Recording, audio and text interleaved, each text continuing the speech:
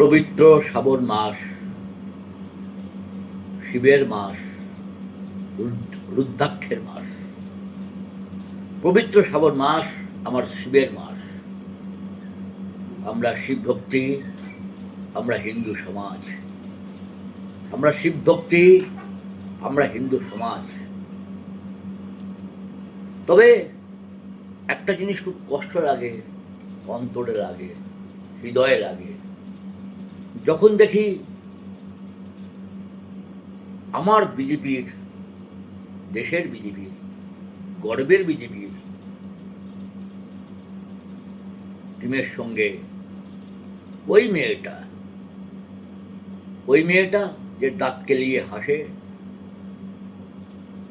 যাদবপুরের সায়নী ঘোষ, তৃণমূলের কল্যাণে, নুসরতের পর মিমির পর সায়নী, যে কিনা বলেছিল শিবের মাথায় কন্ডম, সে রয়েছে ভূপেন্দ্র সিং যাদবের বাড়িতে। সে রয়েছে আমার প্রিয় প্রধানমন্ত্রীর চা চক্রে।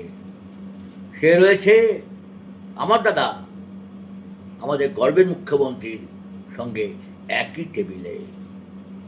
যে বলেছিল, আমার দাদার নাম ধরে বলেছিল, উনার মুখ দেখলে সারাদিনটা আমার খুব খারাপ যায়।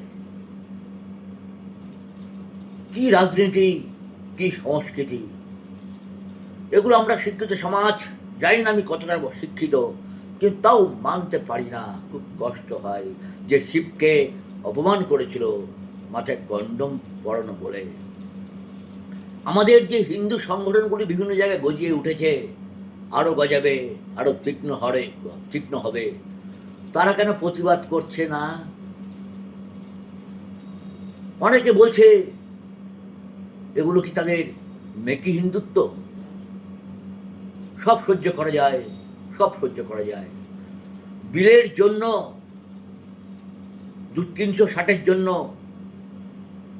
আনা যায় এদিক ওদিক থেকে, কিন্তু সায়নী ঘোষকে ওই টিমে দেখতে আমাদের ইচ্ছা করে না।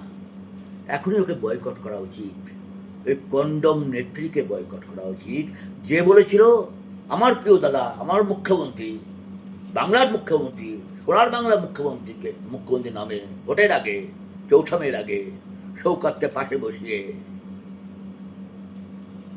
দাদাকে দেখলে নাকি ও সারাদিনটা খারাপ যায়। সে আছে কোথায়? চা খাচ্ছে তো একসাথে, একই গোল টেবিলে বসে আছে, এদিক আর ওদিক। এগুলো জনগণ দেখবে না, সমাজ দেখছে না, সমাজ কিন্তু সবই দেখছে। নমস্কার।